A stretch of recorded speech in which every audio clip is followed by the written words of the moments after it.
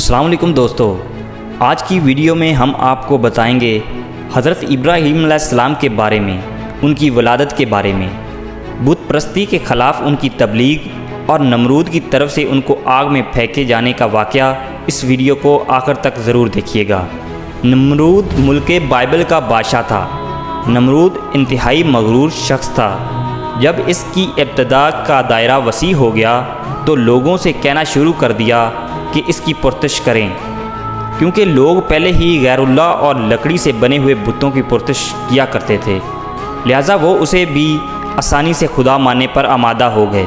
لوگوں کو اس گمراہی اور ضلالت کی زندگی بسر کرتے ہوئے ایک عرصہ ہو گیا اور وہ اللہ کو بالکل ہی بلا چکے تھے۔ پروردگار عالم نے اس قوم کی ہدایت اور رہنمائی کے لیے ان میں اپنا نمائندہ بھیجنے کا ارادہ فرمایا۔ نمرود کے دربار میں نجومی بھی تھے۔ ایک نجومی نمرود کے دربار میں بڑا مقام و منتعلق رکھتا تھا اور وہ نمرود کے بہت قریب تھا۔ ایک دن اس نے نمرود سے کہا، ایک بات عرض کروں؟ تو نمرود نے کہا، بتاؤ۔ نجومی نے بتایا کہ آپ کی سلطنت میں ایک بچہ پیدا ہونے والا ہے، وہ بت پرستی کو ختم کر دے گا، لوگوں کو اپنے دین کی جانب بلائے گا اور آپ کی حکومت ختم کر دے گا۔ یہ سن کر نمرود نے اپنے دربار کے دوسرے نجومیوں کی طرف دیکھا۔ سب نجومیوں نے پہلے نجومی کی تائید کی۔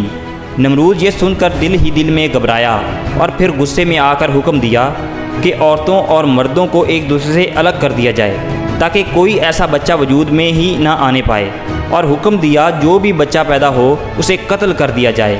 نمرود کے منہ سے اس حکم کا نکلنا ہی تھا کہ بائبل میں پیدا ہونے والے بچے قتل کیے جانے لگے۔ کہتے ہیں نمرود کے حکم پر اس کے سپاہیوں نے 1,00,000 بچے قتل کر دیے تھے۔ اس ملک کے بائبل میں ایک خاتون تھی جن کا نام تاریخ نے نونا بتایا۔ نونا اس وقت حاملہ تھی، لیکن ان کے حمل کے آثار کو اللہ نے چھپا دیا۔ جب ان کے بچے کی پیدائش کا وقت آیا تو نمرود کے خوف سے شہر سے باہر چلی گئی اور وہاں پہاڑ کے ایک غار میں پناہ لے لی۔ انہوں نے اپنے بچے کو اس گھر میں جنم دیا اور پھر بچے کو لٹا کر پھر اس خدا سے دعا کی، اے خدا، میں اپنے جگر کے ٹوٹے کو اس غار میں لٹا کر جا رہی ہوں، ان ظالموں سے تو ہی اس کو بچانا جو معصوموں کے خون کے پیاسے ہیں۔ پھر انہوں نے بچے کو بوسہ دیا اور غار کے تہانے کو پتھروں سے بند کر دیا اور واپس شہر کو لوٹ گئیں۔ جب دوسرے دن گھر میں اپنے بچے کو دیکھنے آئیں تو دیکھا ان کا بچہ انگوٹھا چوس رہا ہے۔ اس بچے کے انگوٹھے سے دودھ جاری تھا۔ یہ بچہ کوئی اور نہیں، حضرت ابراہیم علیہ السلام تھے۔ اللہ رب العزت نے حضرت ابراہیم علیہ السلام کے انگوٹھے میں دودھ پیدا کر دیا تھا، اور یوں حضرت ابراہیم علیہ السلام کو غذا پہنچتی رہی۔ اس غذا سے حضرت ابراہیم علیہ السلام دن میں اتنا بڑھتے تھے کہ جہاں ایک عام بچہ مہینے میں بڑھتا ہے۔ آپ علیہ السلام کی ماں آپ کو دیکھنے کی گھر سے روزانہ غار میں آتی۔ جب آپ علیہ السلام کی عمر 2 سال ہو گئی تو وہ باتیں کرنے لگے، اور جب آپ کی عمر 7 سال کو پہنچی تو آپ کی والدہ نے بڑی بڑی باتیں اور اخلاق سکھانے لگیں۔ کمزوروں کی مدد کرنا، اللہ رب العزت کے گزرے ہوئے پیغمبروں کے واقعات سنایا کرتی، مگر انہیں کیا معلوم تھا کہ وہ جس بچے کی تعلیم و تربیت میں لگی ہوئی ہیں وہ خود ہی ایک پیغمبر ہیں۔ آپ علیہ السلام نے اپنی زندگی کے 13 سال اسی غار میں گزارے۔ انہوں نے ایک دن اپنے ماں سے کہا، ماں، مجھے بھی اپنے ساتھ شہر لے چلیں۔ ماں نے جواب دیا، بیٹا، شہر میں تمہارے لیے خطرہ ہے۔ اس لیے حضرت ابراہیم علیہ السلام رات کو اس غار سے نکل کر شہر میں داخل ہوئے۔ حضرت ابراہیم علیہ السلام کا ایک چچا تھا جن کا نام عزر تھا۔ یہاں پر ایک نقطے کی وضاحت کرتا چلوں تو رات میں عزر کو حضرت ابراہیم علیہ السلام کا چچا کہا گیا ہے، جبکہ ان کے والد کا نام طارق ہے۔ قرآن مجید میں ان کے والد کا نام عزر کہا گیا ہے۔ بہت سے علماء کا کہنا ہے کہ عزر حضرت ابراہیم علیہ السلام کا باپ نہ تھا، بلکہ ان کے والد طارق تھے اور وہ مسلمان تھے۔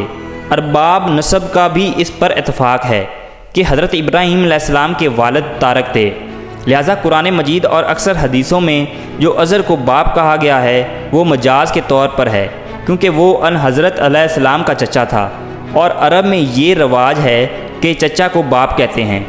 یا یہ بھی ہو سکتا ہے کہ وہ آپ کا چچا ہی رہا ہو اور طارق کی وفات کے بعد ان کی والدہ سے عقد کیا ہو اور آپ کی تربیت کی ہو، اسی سبب سے ان کو باپ کہا گیا ہے۔ عزر مٹی پتھر لکڑی کے بت بناتا اور ان کو خود پوجتا، لوگوں کے ہاتھوں فروخت کراتا۔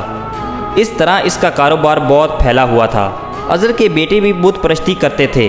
جب حضرت ابراہیم علیہ السلام غار سے نکل کر شہر میں آ گئے اور اپنے چچا عزر کے پاس پہنچے تو اعظم نے حضرت ابراہیم علیہ السلام کو بھی اپنے بیٹوں کے ساتھ بت بیچنے کے لیے بھیج دیا۔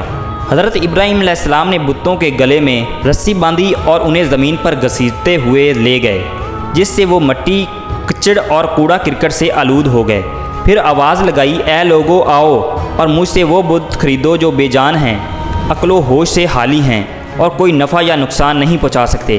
بتوں کے ساتھ حضرت ابراہیم علیہ السلام کا یہ سلوک بت پرستوں کی نظر میں بے حد توہین امیت تھا۔